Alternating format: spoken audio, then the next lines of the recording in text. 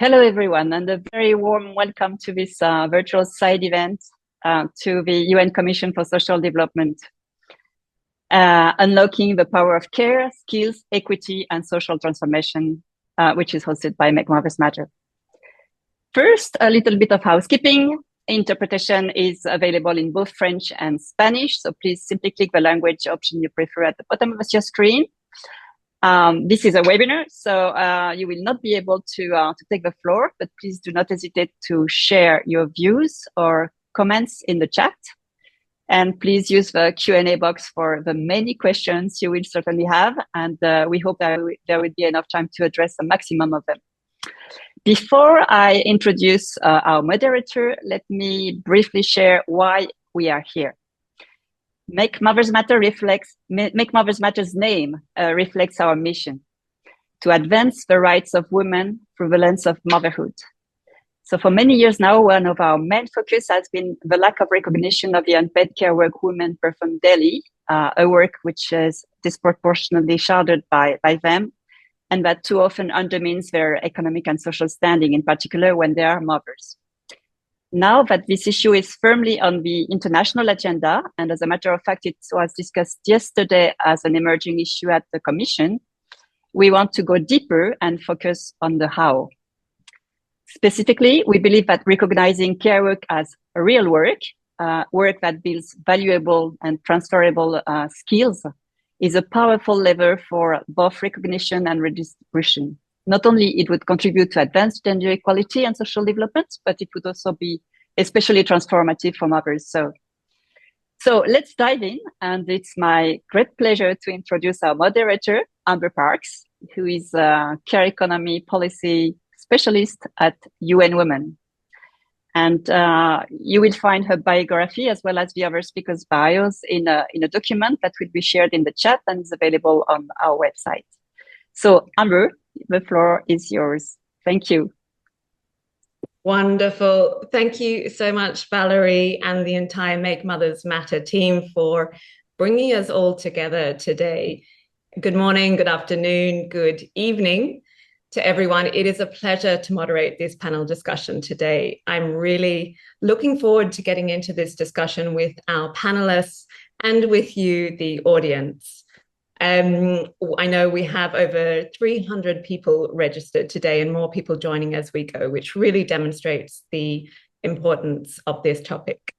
So to set the scene a little bit, as Valerie mentioned, we are gathering on this webinar in the margins of the 64th session of the Commission for Social Development that's taking place here in New York this week, where I'm joining from. And this year, the Commission's emerging theme issue is on eradicating poverty and ensuring dignity through resilient care and support systems. The main panel was held yesterday, and actually there was a really great intervention on behalf of Make Mothers Matter from Farah Arabay, so that was fantastic. So it's really relevant that we are having this discussion on care and social transformation today, because I think we all know far too well that world over, women's unpaid labor is taken for granted, treated as completely elastic, and also considered not skilled. And those of you like me who work on this care agenda, particularly from a policy perspective, know that we love to talk about the 5R framework for transforming the care economy or transforming care systems. But in my experience, it really is that first R in the 5R framework of recognize the value of care work that is the least well understood and addressed when we talk about policy responses. The other dimensions in that 5R framework, reduce, redistribute, reward, represent, they tend to translate a little bit more concretely into policy responses. So I'm really glad that this panel today is delving into this topic of recognition and valuing of care work. So specifically, we want to look into how can we build recognition of unpaid care work as valuable and skillful? How can we reframe those specific skills that are developed through unpaid care work as a pathway to advance gender equality? How can we also push back against some of those negative stereotypes we know all too well often are attached to this vital work and those who provide it? as well as diving into some specific concrete examples of good practices from across different contexts. So we have around 1.25 hours to explore this wide range of topics together. As I said, we have 5 excellent panelists who I'm going to introduce shortly. Please do check out their full bios in the links that are being provided in the chat. They have a wealth of experience bringing to these topics. After we hear from our speakers, we'll have around, hopefully, if we keep to time, 30 minutes for Q&A. Please do use the chat function as we go. We really want this to be a dynamic, interactive session with you, our audience. And Shanaz is going to help us collate questions, and the whole Make Mothers Matter team has also collected some questions from people as they registered. So I'm really looking forward to seeing those as they come in. We will then, after the Q&A, be joined by Anna Moreno from the Global Alliance for Care for a wrap-up. So let's kick off with our first panelist. I'm absolutely delighted to introduce Lisa Kaplowitz, who is Associate Professor of Professional Practice in Finance and Economics. She's also the co-founder and executive director of the Rutgers Center for Women in Business and at the Rutgers Business School. Lisa, your work has led you to do some really interesting research on the workplace skills that are gained through unpaid caregiving. Could you tell us a little bit, what did your research find? What jumped out for you? What surprised you the most? Yes, absolutely. Thank you for having me. Thank you for having us. I think it's really important to have different lived experiences as you approach the research. We always say that research is really me-search. And so I come at this from a bunch of different lenses. One, I was in industry for over 20 years. I was an investment banker and a CFO. So I understand that any policy decision also has to show impact to the bottom line in order for folks to really buy into it. It's great to do the right thing, and people want to do the right thing, but they also want to see the return as well. And so what we do at the Center for Women in Business is we really try to make the workplace work for everyone. And in order to do that, it has to work for women as well. And so in addition to the financial angle, I'm a mom. I'm a mom of 2 boys back here when they were little. Now they are grown men over 6 feet tall. And I learned a lot from that experience, but we also know that caregiving is more than just being a mom. It is being a parent. It is taking care of your parents, elder care. It is taking care of sick or disabled relatives. And so what we did in 2023 was we set out to change the narrative. And workplaces say, yes, a lot of our employees are caregivers. In the United States, approximately 73% of employees care for either children or parents or sick or disabled relatives. But what we haven't done a good job as a society across the globe is valuing these skills that caregivers really develop that are leadership training grounds. And so what we did was we collected stories from employees who are full-time caregivers across the caregiving spectrum and identified 18 skills. We lumped these 18 skills into 3 categories: humanity, productivity, and cognitivity. If you think of humanity, humanity is empathy, it's emotional intelligence, it's collaboration. These are the skills that lead to retaining your employees. These are the skills that lead to engaging your employees, something that has become extremely difficult in a post-COVID world. The next category we identified was productivity. This is efficiency. This is the ability to be persistent. This is also the ability to be patient, to wait and get data points of proof for something to be working. This is exactly what impacts the bottom line. And remember, I'm a finance gal, so that's very important as well. And the third category, we coined a term cognitivity.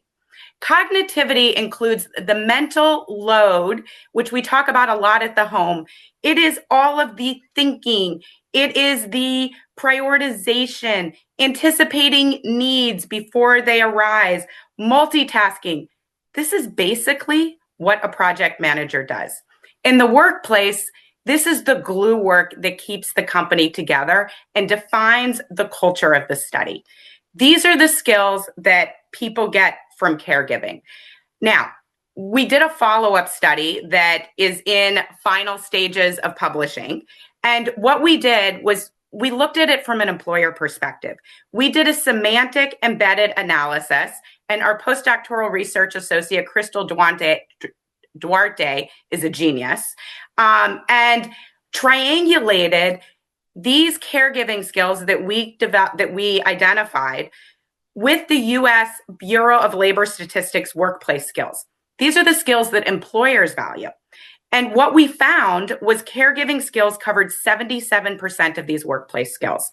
And when we looked at leadership competencies, they covered 100% of the leadership competencies and a complete overlap with Bureau of Labor Statistics top management skill priorities. So what is this? This is adaptability.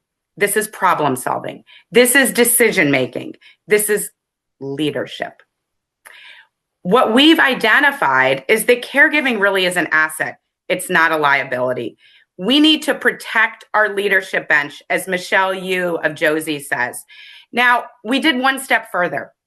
We looked at the World Economic Forum's data and looked at how they viewed skills that AI is likely to replace and not. And here's the kicker.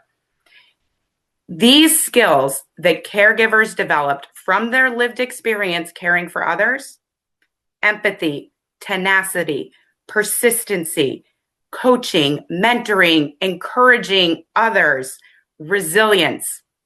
These are the skills that our AI large language models are not going to be able to replace. And so it just proves to us that caregiving really is the leadership training that we need, and we need to normalize it. We need to de-gender it. So when we see that it is valued by employers, then men are going to be more likely to do it as well. And I know some other folks are going to be talking about how that impacts not only the workplace, but the home. And when men do more at home, our first research showed women are more productive and satisfied at work. That's pretty obvious, but we have statistical data to prove it. And we found during the COVID pandemic, for every 1% more that men did at home, women reported being almost twice as productive at work. So we can approach it from two different angles. And I just wanted to share our research to use it as a springboard to kick off the rest of this conversation. Wow, Lisa, thank you so much for starting us off on this conversation. I just want to pull out a couple of things that you mentioned there to ground the discussion before we jump on to the next speaker. I really liked what you said about changing the narrative. And this is part of what we're doing today. And so many things we need to do that, but data is one way to help do that as well. Taking a data-informed approach. Those 18 skills you mentioned, those 3 buckets are fascinating. And what I love the most is that you've overlapped them with these 2 really important other pieces of data as well. The Bureau of Labor Statistics, 77% of workplace skills overlapping with these skill sets. That's pretty remarkable. And really compelling information around the World Economic Forum's projections around AI replaceable skills and what is not, which is something at the forefront for all of us across many spectrums. Thank you so much for that, Lisa. Yeah. We're now going to have a short video from Make Mothers Matter members, grassroots members, about what they say, what skills they say mothers can gain from their unpaid care work. Let's take 2 minutes to watch this video.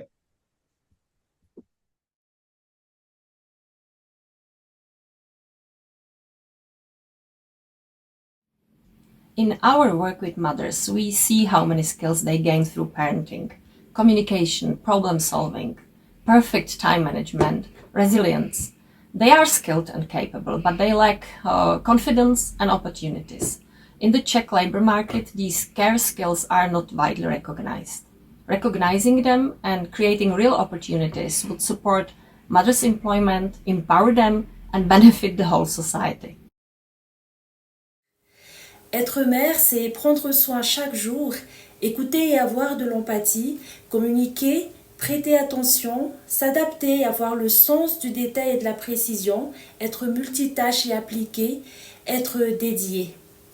Qualité naturelle que la mère professionnelle vit, conserve et fait vibrer même dans le monde du travail. Elle en fait profiter ses collègues et relève ainsi le rendement de l'organisation. La mère, forte de ses expériences de care, contribue pour un monde professionnel plus humain. Le care soutient l'économie, les mères soutiennent la société. À la Fondation Ibi Vinciane, nous pensons qu'il est temps de reconnaître ces compétences en communauté. I want to recognize the fact that our mothers in the informal settlements are doing a lot, and through all the works and all they have in their shoulders, these women are gaining a lot of skills through their unpaid care. I want to encourage the world to join me in pushing for this, so that our mothers all across the world, and especially those coming from informal settlements, can be able to get formal jobs. Wonderful. So actually hearing there some of the overlaps that Lisa was speaking about in her research also coming through, not surprisingly, right across the world.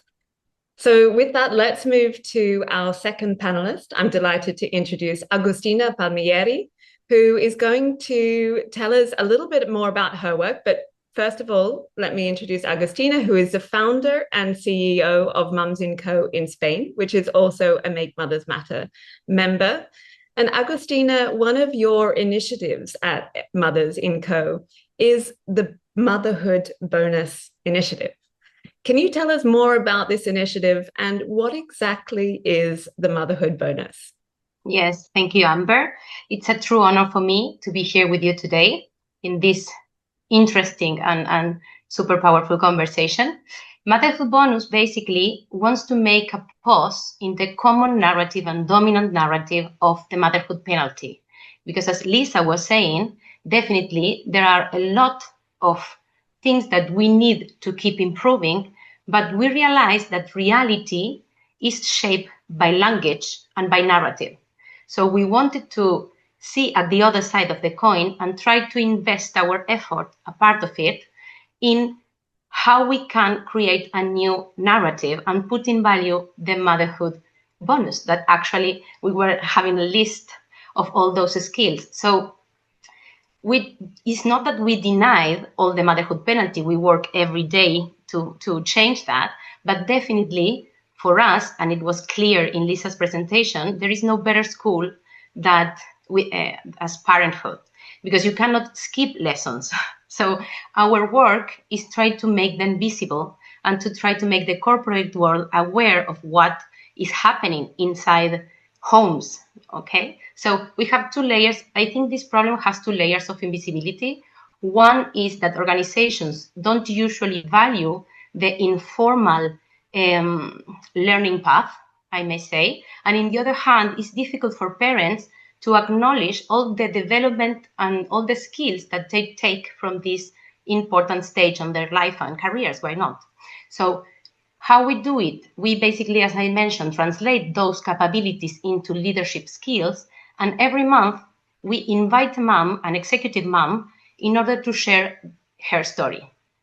Every month in Mums & Co and in the Motherhood Bonus, we focus in one skill, we deep dive on it, we try to understand very well. And with this mother and this executive mother, what we do is try to look at the behind the scene of this story. We are not looking for epic leadership stories. What we are trying to do is to contribute with the common learning and try to help other mothers in order to be more empowered, to get insights and to make their life easier, because we don't usually talk about this. So you might wonder why we focus in women, because as we know and we mentioned already, care work is not only women topic. Care work is about informal caregivers and men, but unfortunately, and despite of the advancement and the progress in this topic, especially in the household topics and activities, we see that the women are the person that really caregives more in home. So we are seeing a great impact on their careers that we need to support. We see impact in the income, in the opportunities, in the well-being. And of course, we are seeing in organizations a leak of talent. This has an impact and might seem as a personal decision, but definitely is not. For us, this is a structural recognition gap that needs to be addressed. So if I can deep dive a bit of this structural gap, it has a social and an economic cost. And as well as I came from the corporate world, I am a lover of numbers too. There is a business case we made here in Europe, and we detected that there is a blind spot for organizations and they are losing money. What happened is that usually this topic is taken as like a well-being or usually as a social justice topic. And it's okay, it's definitely that. But also it's a business continuity topic and a risk management one. Because if we, for 1 minute, we put the lens of risk management and we evaluate a bit the numbers, we can see that unfortunately motherhood is one of the biggest potential careers disruptors for women. And more than the 50% of the women decided to change their careers after motherhood. So this is the risk, but as well, if we connect it to the cost of that risk, for example, here in Spain or in Europe, we estimate, for example, in Gallup, on all these organizations that make estimations, we understand that covering a position of a senior or a manager profile cost to the organization 120% of their salary. This means that we have a high cost and we have a high risk of losing that women. So that means that the equation is simple. We have a high risk to manage. So the good side of this is that the companies that are aware and sensible with this topic and manage that not only avoid unnecessary cost, they also reduce unwanted turnover, stabilize the leadership pipeline, and protect performance and profit. So for us, ignoring this is accepting a silent and very expensive talent drain. So in Motherhood Bonus, what we try to do is exactly the opposite. We want to put in value this talent and this experience and support companies as well to make a better path for everyone and to avoid losing talent. So basically, this is how we work, Amber. Wow, fantastic, Agustina. Thank you. I really like how this has flowed on from Lisa's presentation and from the short video as well, because we're really then now starting to dive in. What does it mean to shift the narrative? What do we need to do that? And I can see there's a really great comment in the chat from Anne Fennell saying language is important and language is powerful, and thanking you for this initiative. And that is so critical. And this is what we're going to be diving into further as well, building on this great evidence.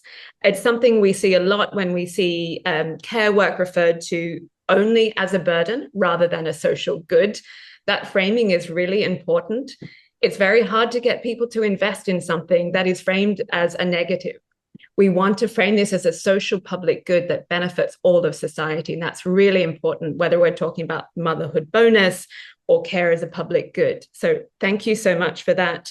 Another really important point that I love that you drew out, Agustina, was this false dichotomy, I think, a little bit between the framing of whether it's social justice or well-being or a business imperative. The fact is that is a false dichotomy, and it is very much both.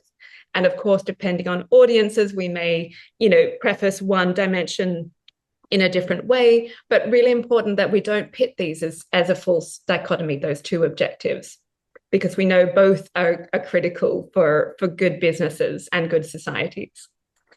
So with that, let's move on. We have our next intervention is coming to us via a video message.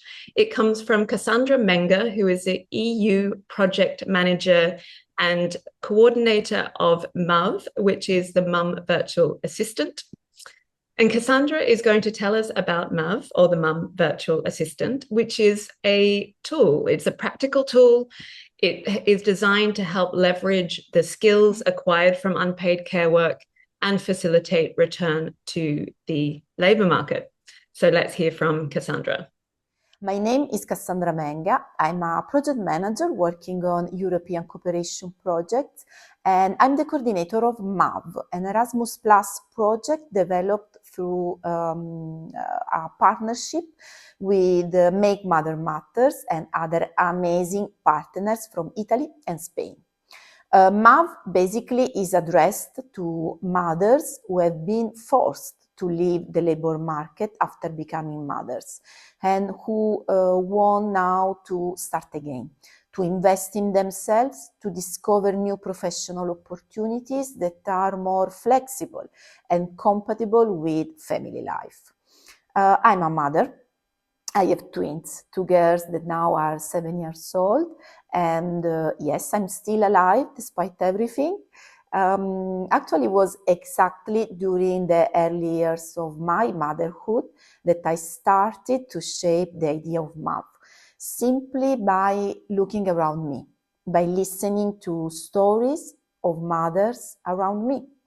MAV born from a very simple idea that motherhood changed us. Motherhood changed our life. It teaches us how to manage time and stress, how to communicate, how to listen, how to solve problems, how to understand what really matters. And these are transversal skills. These are powerful skills. But at the same time, what happened is that many mothers are pushed out of the labor market, not because they lack skills, but because their skills are not recognized. So MAV was designed as a flexible training pathways built around mothers' real lives, starting from the skills they already have, they developed through motherhood, and combining them with new skills, digital and entrepreneurial skills, in order to support women in staying in or returning to the workforce. What happened next went far beyond our expectations.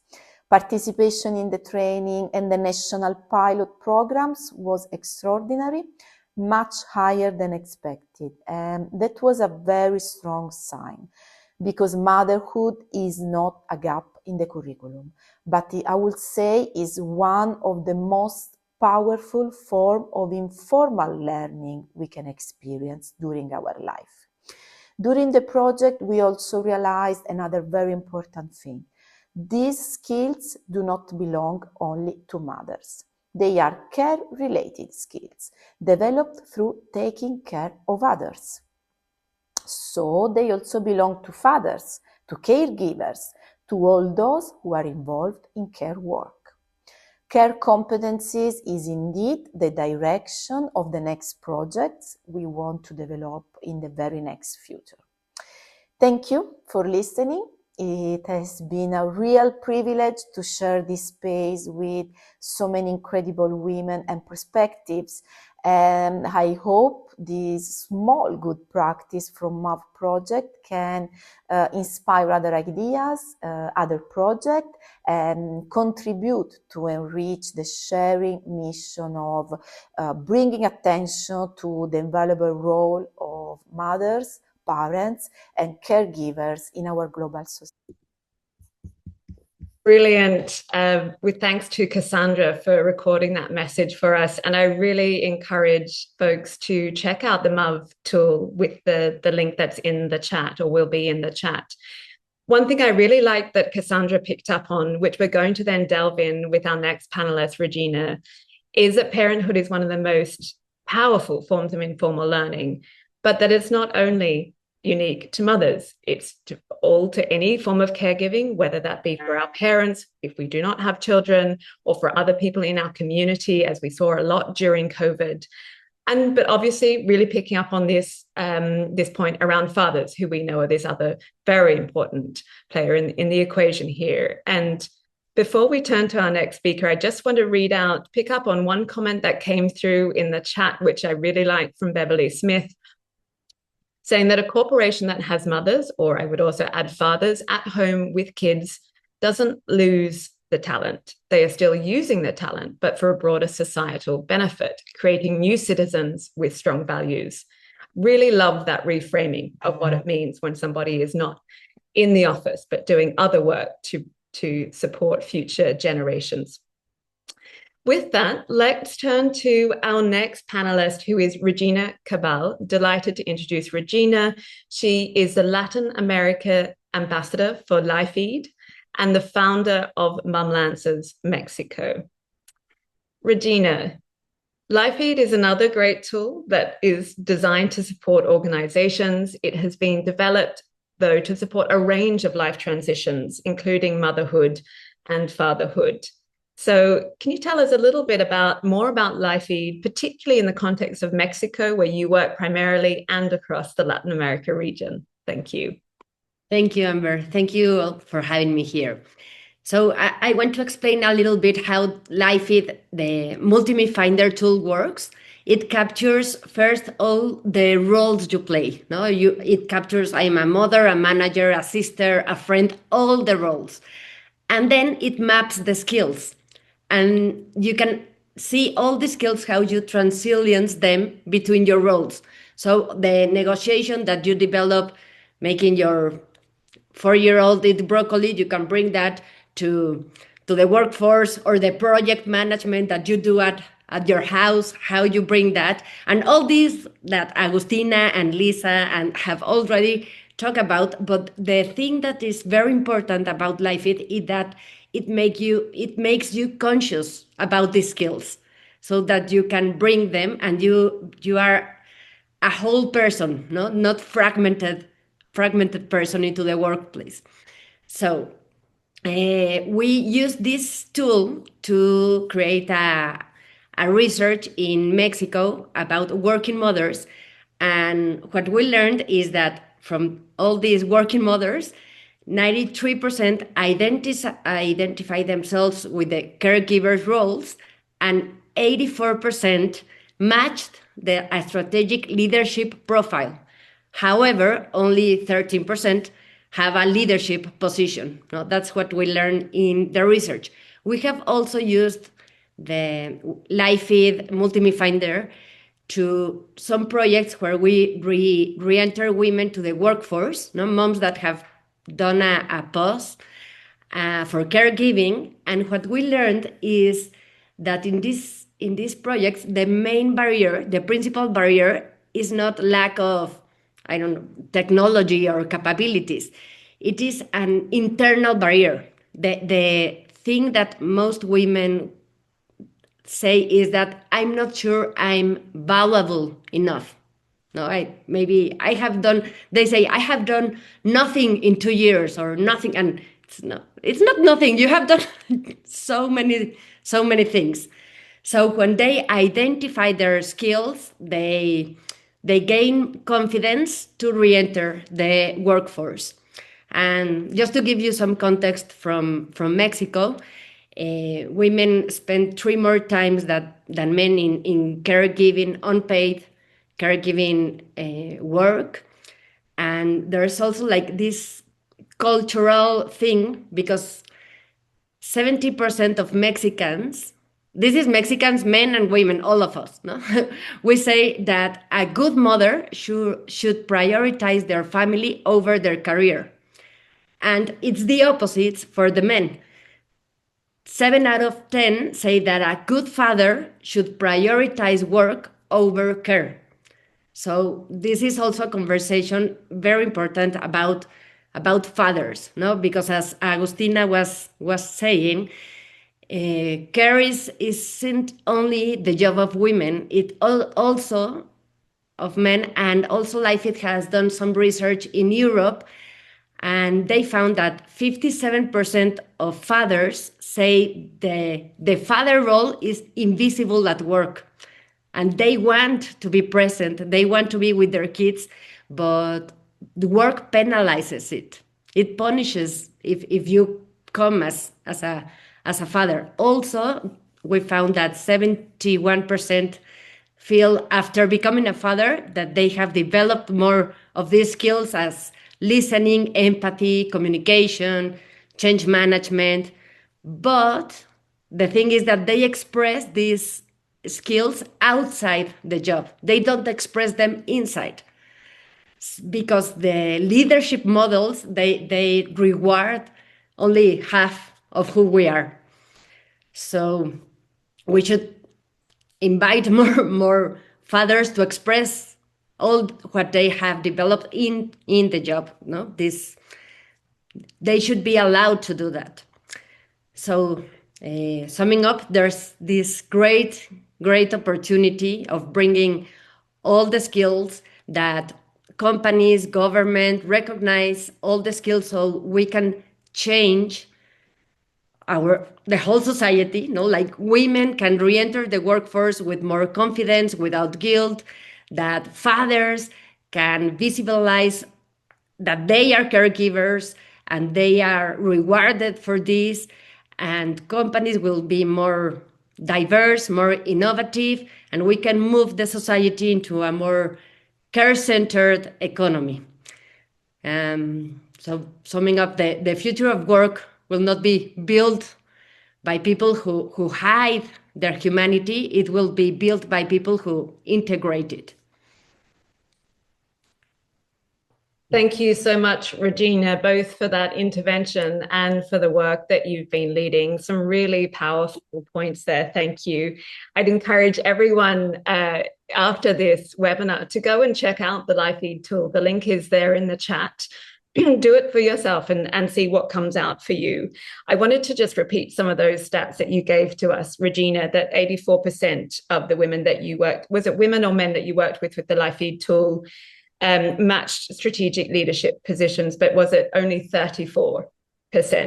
Almost a third had held leadership positions. 13. There you go. Even more astonishing. 13. So that's almost, that's a very small percent. About 1/8. Yeah. Wow. And then I wanted to also pick up point where you said about the point around your research showing what a good father should be. And here it's this, we've been talking about this the whole way through as well. We're focused on the skills that women gain during unpaid care work. But that other side, this very important other side of the coin that we've also started to talk about, how we shift these norms around what is a good man or a good father. And here I wanted to also bring in a great comment from the chat from Christiana Abonge, who has said that women often consider themselves as not working, even when they are working full-time and long hours as caregivers. For them and others, caregiving isn't considered as work. And here I would really agree and underscore this point. It is my own personal advocacy point that whenever anyone, a woman or a man, says, I'm not working, I'm taking care of my child, that we really say, you're not doing paid work. And I always ask my friends, when are you going off your mat leave back to your paid work, not when you're going back to work? And I think if I can leave anything with all of us today, is we all take that away and make that distinguishment between our paid work and our unpaid work, because it is work and it is skilled. So with that, let's move to our fifth and final speaker, who is Sonia Malaspina. Sonia is the Chief People Officer and Corporate Affairs for GLS Italy. She's also the president of the Winning Women Institute for Italy. So like all of our speakers, wears multiple hats, phenomenal woman. So Sonia, you actually used to work in Danone, Italy, and you are now with GLS Italy. So your work has very much focused on some of these large corporations who need to consider both women's unpaid work responsibilities across their supply chains, but also in management positions as well. So in your work, Sonia, what are some of those good practices in terms of corporate policies to support mothers to return to paid work that you've seen in your work and are championing right now? Thanks. Thank you so much, Amber, for the invitation. Makes Mother Matter. I'm really happy to contribute, bringing the point of view of companies, no, because my role is many years dealing with individual necessity, needs, and corporate or organizational needs, no? So in 2011, when I joined Danone, I checked the demographics of my population. Half of the workforce was composed by women, and I checked the engagement rate in the internal survey was really low, significantly low compared to men. So I began diving into this data, because one advice I always give to my team and people and companies that I support and help is really to speak the language in company. You, as you said, Amber, is of course the bottom line, the profit, but it's all about numbers. And as HR people, we need to use numbers. So I use the force of the numbers. For example, the demography of 50% of population female, really demotivated, really not giving the full contribution. I converted it in productivity metrics. So I created the sense of urgency to listen to the population. 70%, 70 of this female population was caregiver towards the children or the elderly parents or the fragile people. This situation is particularly relevant in my country, such as Italy, in which the public service, the care services are missing, okay? So do not cover the population. There is a coverage around 30%, I think, the latest. So I began explaining to business leaders that starting to speak about care inside the company, introducing the word care was not anti-economic, but it was a way to boost engagement, to boost productivity. And so I opened a little space to create a policy together with moms and dads, parents, and also caregivers.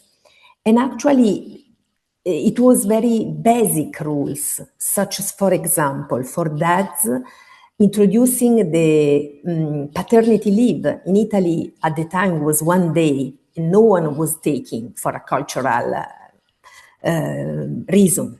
I taken Spain legislation at the time was 5 days. I introduced it on compulsory, men was needed, it was a must to take the paternity.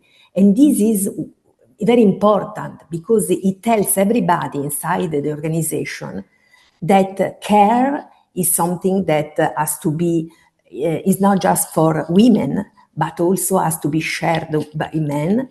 Men in my country do not ask for paternity because they fear to be discriminated and penalized. So I put it as mandatory, okay? And it has worked a lot in terms of changing the cultural stereotypes. So bringing some force mechanism.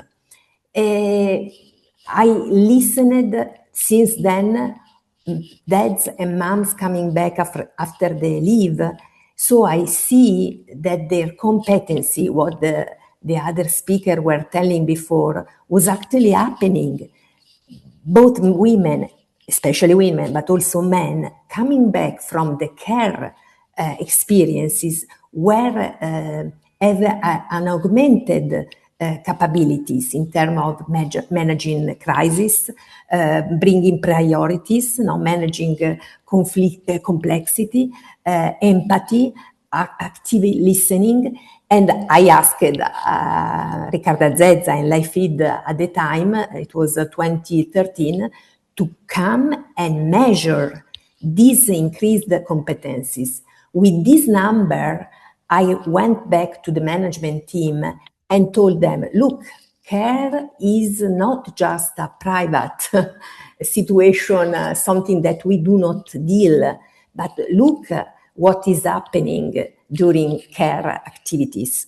So it was, in a sense, giving dignity to care, both for women and for men, and giving, I don't know if it's the correct word, an economical value, because inside the company is the economical part that is prevailing, okay?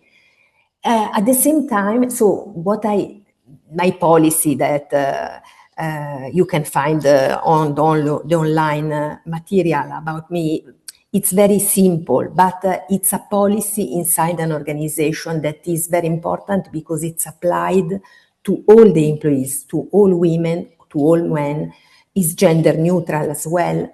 And it became, in my company, Danone, worldwide policy, okay? Because the value of this policy was recognized not only from a social perspective, but also from an economical standpoint. And today, I'm in a company that has, as a workforce, 63% of the population is female, and they want that I implement the policy that I created in my previous company because it's needed to boost productivity, to boost people engagement. And with this economic, immersive, digital economy, we need to work on, if you want performance, we need to care for the people and for the carer, considering that, as in the past, 70% of my female population is also a caregiver. Yeah. Fantastic, Sonia. Thank you so much. I think that was a really great intervention to wrap us up, actually, because you brought some really great points there as well that have also been emphasized. I wanted to again repeat a stat there that was at 70% of your employer base were caregivers. Yes. Yeah. That's the majority, isn't it, by far? And that, of course, bringing into the fact that it wasn't just childcare, we're also talking about caring for our parents, elderly family members, others that might be in extended households, etc. So really important to bring in that angle there. Thank you. And I'm fascinated, Sonia, by this initiative that you introduced. Was it with GLS or with Danone on the compulsory paternity leave? No, it was with Danone, but I will do the same because culturally, my country is really something that otherwise men do not fear to be penalized as women are penalized, actually, so. Absolutely. So I'm sure there'll be lots of questions from the audience, from that initiative. How was it taken up? What kind of feedback has there been? Because we know one part of the puzzle is making sure the policy exists, that we have equal paid parental leave. The other part is making sure we have the enabling conditions for that to be uptaken. Very famously, the UK had a great shared parental leave policy, and until very recently, it sat at 2% uptake for men. I think those numbers have ticked up now, but for a good 5 years, it sat at around 2% uptake.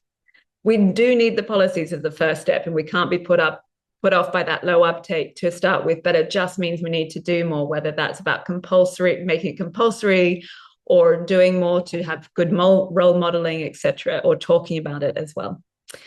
So with that concludes our formal interventions from our speakers, but we have them here with us for the next around 20 minutes to answer some of the great questions that we've had come through in the chat as we've been going. And thank you to our audience for being really engaged as we go.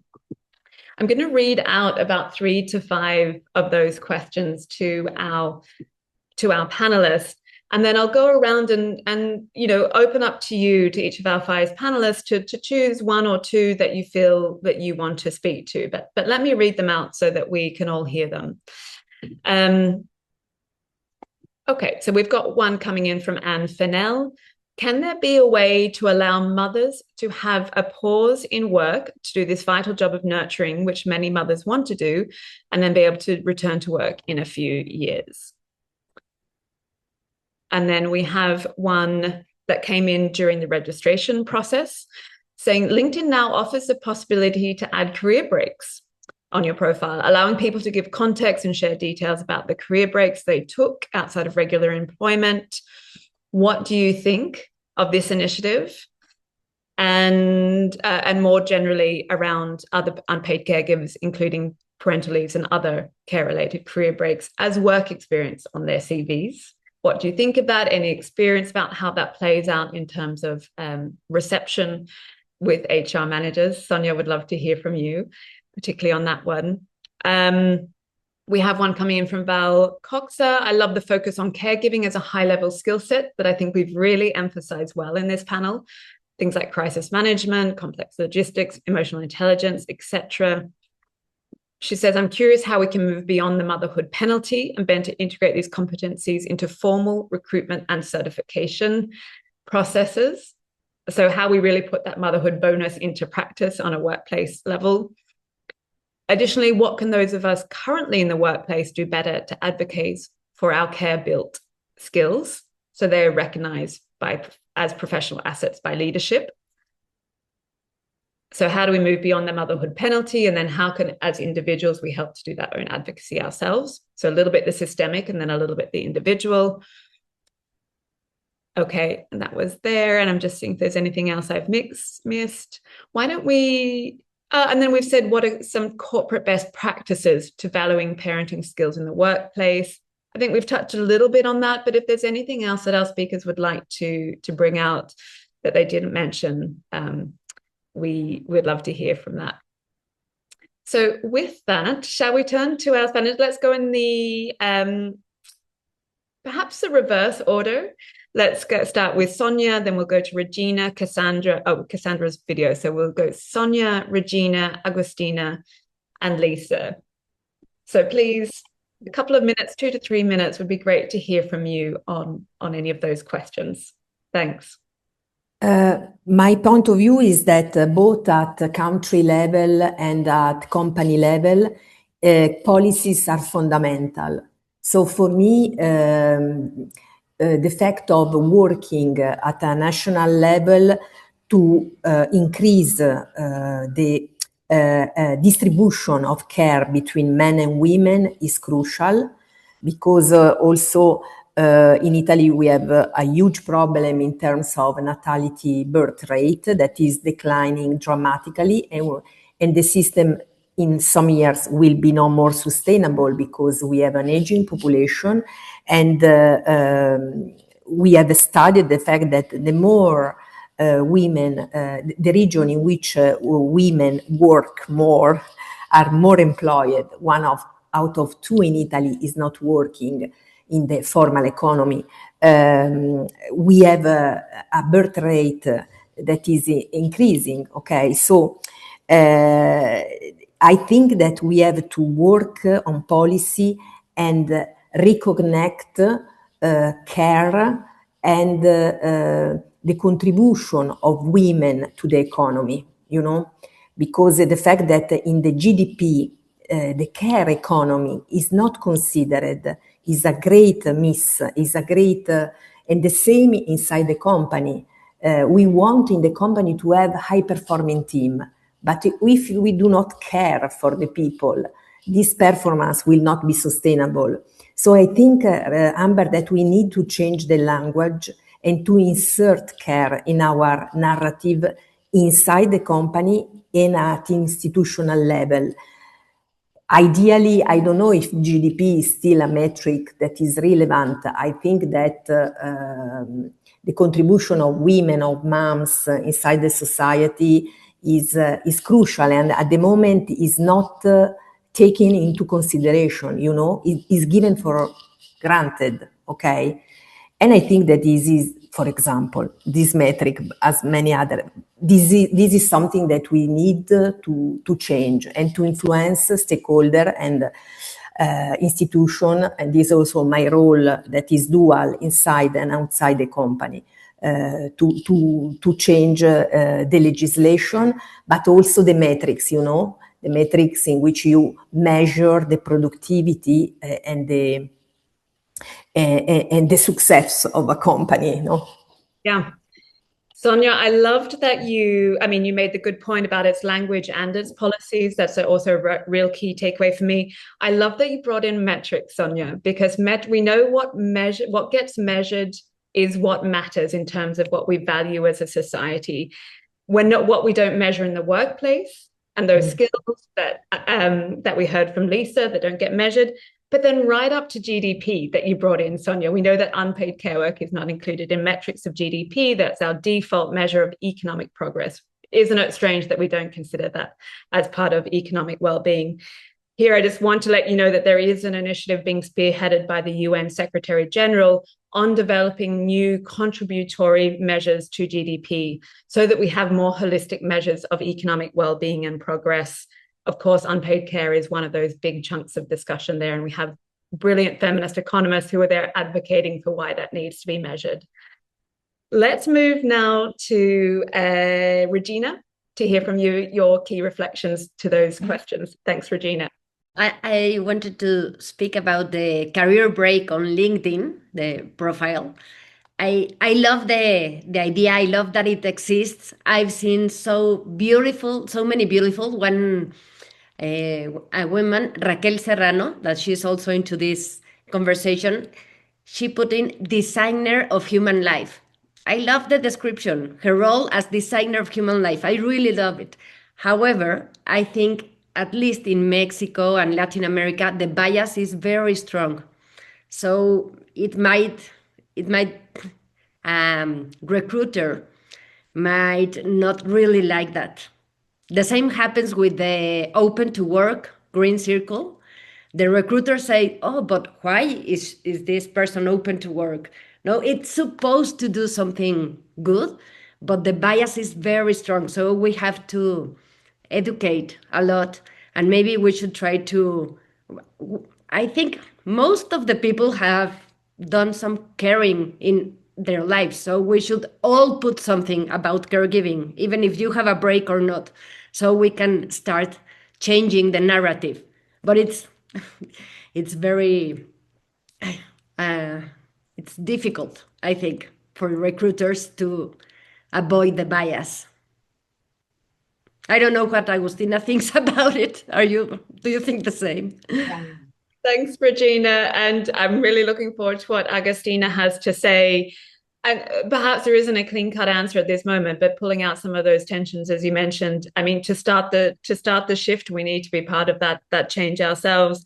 I love your invitation to start putting types of caregiving that everyone is doing beyond just childcare or other things. I mean, I would love to think about that as, some kind of a pilot there on LinkedIn or elsewhere. Agustina, perhaps you could pick up either on that topic or any of the other questions that came. Yes, I was thinking about what Sonia mentioned and as well what Regina said, that definitely we need those policies to make the change happen, and we need governments to support and companies to be sensitive and aware. But I think as well there is a part that we need to consider, and is how we really give tools to those parents to be empowered. And not in a slogan way. We need deeply to work, and we have different programs, but for me it's really important to make those people understand which are the skills they have before being parents and after being parents. Because usually when you do this exercise with them, definitely, this kind of radio that we use in talent, that we have some skills and you self-evaluate yourself. When you do this before and after, definitely you see how it grows. So I think an important point to build on the other lady's message is what also we can do to put ourselves in value all those skills we have developed, because no one is going to recognize them if we don't do it ourselves. So the first, we need to actively, and all the parts we need to collaborate, but definitely there is a very important point in empowering the people to recognize those skills and work on them, because sometimes it's not easy, but at least if you have the correct tools, you can feel it as yourself, feel it as it is your own, So you can explain the better when you go through an interview or in your LinkedIn, as Regina was saying. If you don't buy it, you are never going to convince no one that this is really valuable. So I think this is the other side that might complement all the actions that definitely are important about the governments and the company to be aware. The only last comment is, I think that with parenthood happens that it's like you need to know how to be a mom or how to be a dad, but nobody actually supports you in the process. So it's super difficult to take the most of the process. And we don't have so many referents, so many role models. So it is important to be there and support inside companies or everyone itself, to support them and have spaces to work on this, to be the best version of themselves. Yeah. Perfect. Thank you, Agustina. Really great points there, that it's, we've heard a lot about this, the need for the two-pronged approach, for the policy, for the institutional and systemic approaches. So it's not just up to women to lean in and advocate for ourselves, but that is a really important piece as well. As we heard, we often don't recognize what is work that it is skilled ourselves. So it's having that so we can be our own best advocates for ourselves and for our other, co-workers and peers and friends too. I really like that point. Thank you. Lisa, let's turn to you for any final reflections in response to those questions. Thank you. Yeah, thanks. So I feel very privileged. It's been an honor to be here with all of you. And I got to take in everything you all said to kind of close this out, which is wonderful. So I really see this as a multi-pronged approach. And I think about it as a Venn diagram overlapping with the Venn diagram. So we have the home and we have the workplace. We have the individual and we have the employer. And so, Sonia, a lot of your comments, and I saw a lot in the chat, and I was trying to write down the people's names, and then there were so many comments that I think I've lost people's names. So I'd love to give folks credit. The first thing is in the home. We need to distribute the workplace. We need to value the work in the home. We need to quantify it. It needs to be added to GDP. I love that it's a UN initiative. We're doing a lot of work. My colleagues are doing a lot of work here in the US as well. We need to share the care. We need to socialize that caregiving is important, it's valuable. Women are not biologically conditioned to be better caregivers. We've been socialized to do so. I did a TED Talk a few years back about how to advance women by redistributing the housework one son at a time. So I think it needs to happen in the home first and foremost, because that's where our initial learning goes.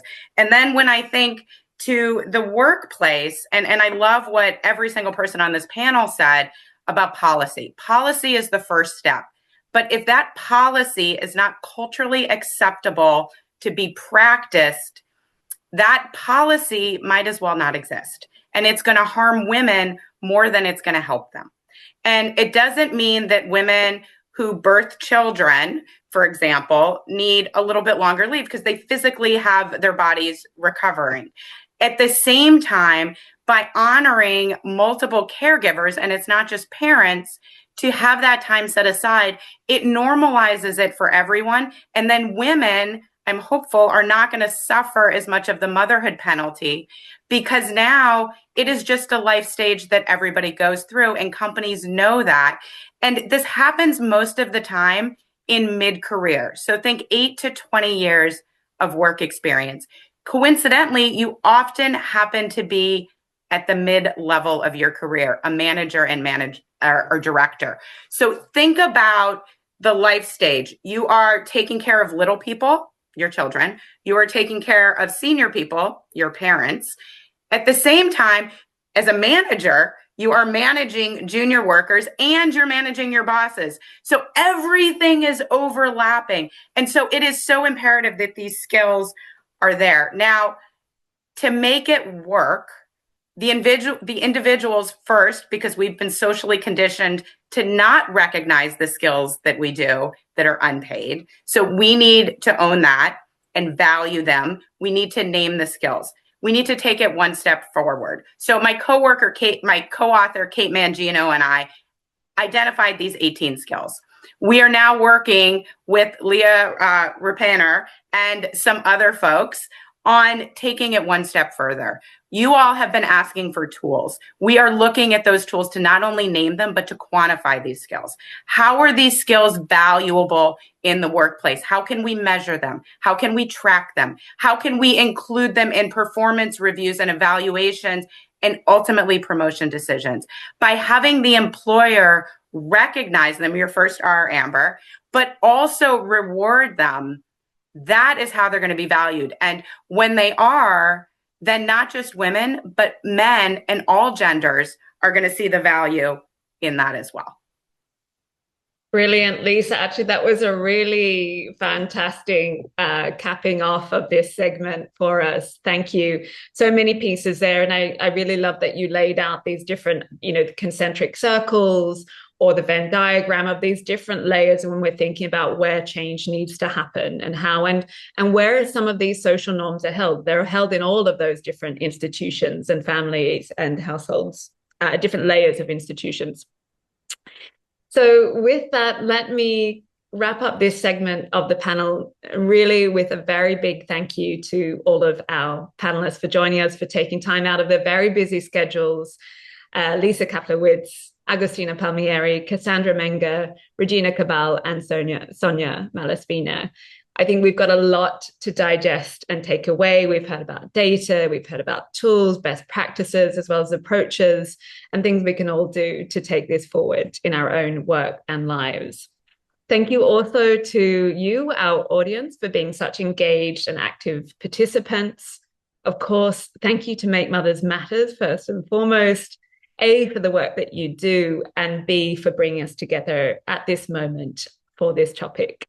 For UN Women, transforming the care economy is one of our strategic priorities in our strategic plan. We look at not just how women can do more paid work in the economy, but how the economy can work for women. So I really like that was a theme coming through. So it was such a pleasure to be on this panel with this amazing group of women and audience members. I'm sure there are hopefully men here too who are part of this discussion with us. With that, it's now my great pleasure to hand over to a dear friend, Anna Moreno, who we are very lucky to have joining us today, also from her very busy schedule. Anna heads up the Global Alliance for Care for the Technical Secretariat of the Alliance.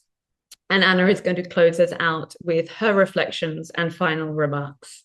Anna, thank you, and over to you.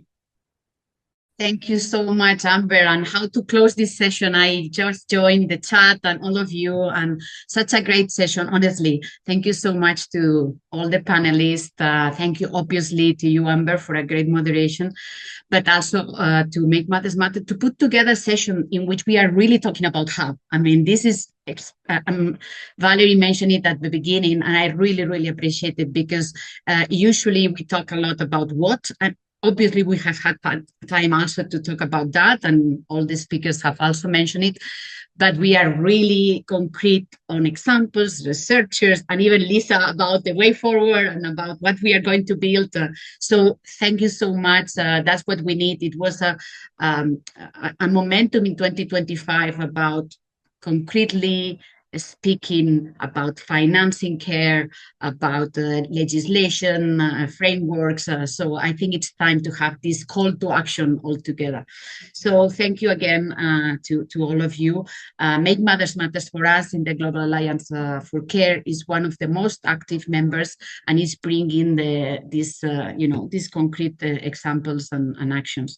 I've been taking notes all over the session. I've been changing the closing remarks over and over, trying to not to repeat the ideas, because you also, Amber, have been doing, this summarize of all the ideas. So perhaps for me, it's more about this kind of a call to action. No? What do we have after 2025, the World Social Summit, also at the different multidimensional levels that we are all working. Some of us companies, some of us public policy, some of us at the research, at the evidence. So perhaps I would like to summarize a bit what I have been taking note in that call to action, and probably going to repeat some of the ideas. So today we did just not just speak about why care matters. We spoke, especially all of you, about how to move forward. And with, as I said, concrete research.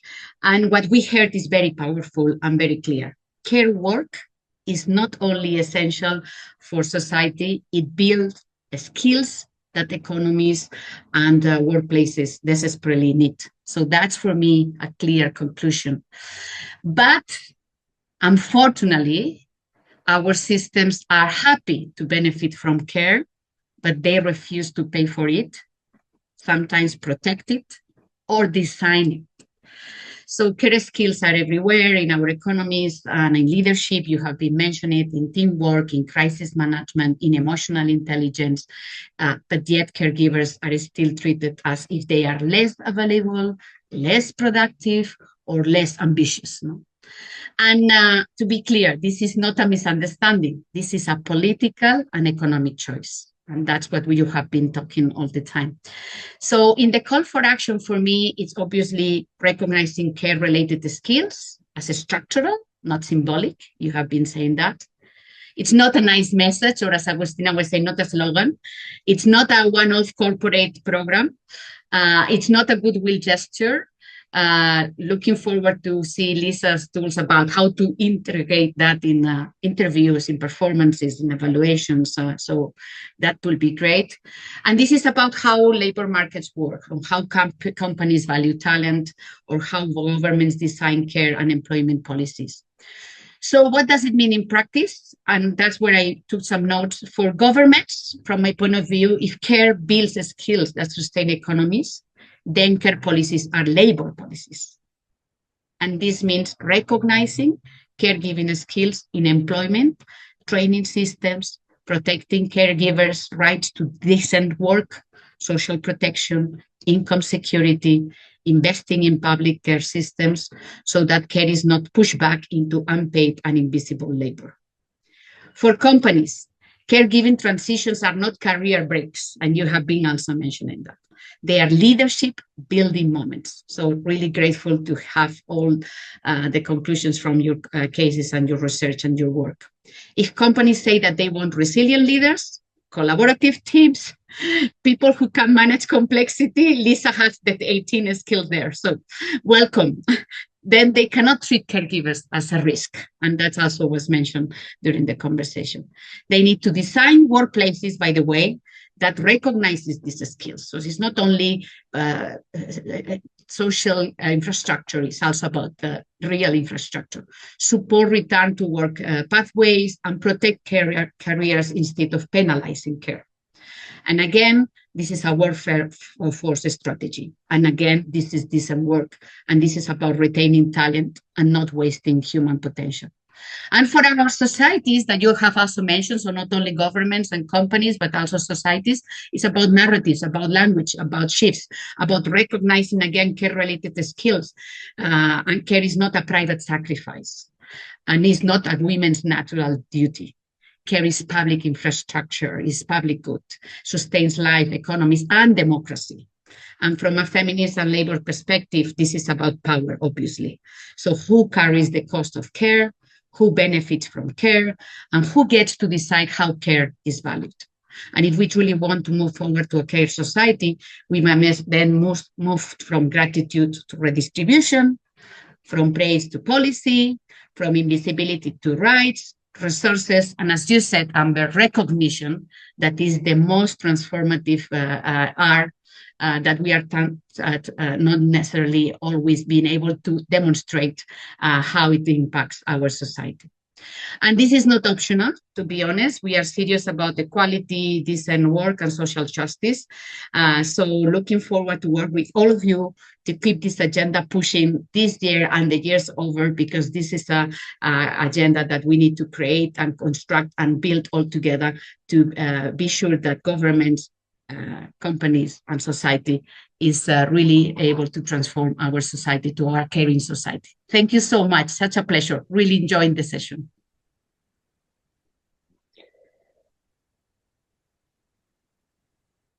Well, thank you very much, Anna, for wrapping up so beautifully. And opening up to possible avenues for further advocacy. And thank you as well for your continued support, of the Global Alliance for Care. So a huge thank you to all our panelists for their amazing presentation, sharing their knowledge, experience, reflection, and insights. And yes, let's talk more about the motherhood bonus. Special thanks to you, Amber, for your superb moderation of the event. Great timing. A big thank you also to Sophia and Marie-Lies, our interpreters. Please come on screen. And thank you to Shanaz, who is MMM Communication Manager and our chat master today, for her unwavering support.